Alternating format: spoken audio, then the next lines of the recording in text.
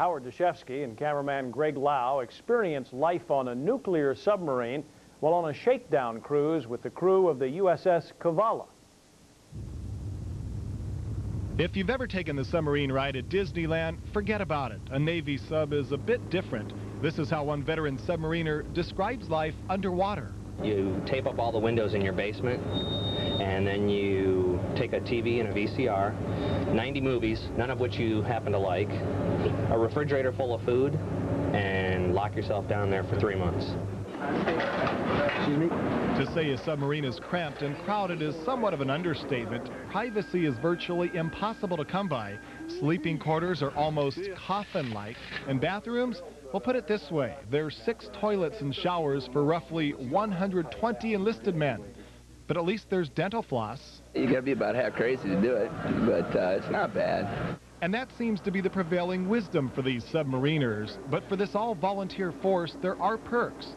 The food is considered to be tops, the training and technology all cutting edge, and there's midnight snacks and movies 7 days a week. On this night, it was pizza, popcorn, and clear and present danger. Now, one thing you won't find aboard the submarine is a whole lot of room to exercise. But if you just want to work up sweat, there happens to be a life cycle on board without very many miles on it. About 50 of them, we'll do for him. But that's not to say that these guys don't stay in shape. They do what they can, where they can.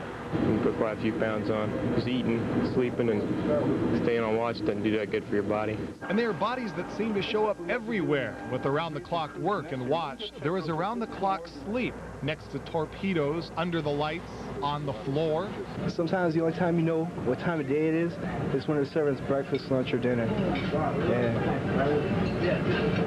So you get used to it, though. You get used to it. And that's what you always seem to hear aboard the submarine, how crazy it is, followed by a qualifying statement like, well, it's not that bad, or you get used to it. If you looked around, you saw that they get a little bit of space. They got a library to read. We give them their own area in the berthing area to sit and relax, and so we try to make it as normal as possible. On board the USS Cavalla, I'm Howard Deshefsky, Channel 2 News. And if you're wondering which is the correct term, submariners or submariners, they're both correct. But as Howard learned on this assignment, most of the crew members aboard modern-day submarines prefer the term submariners.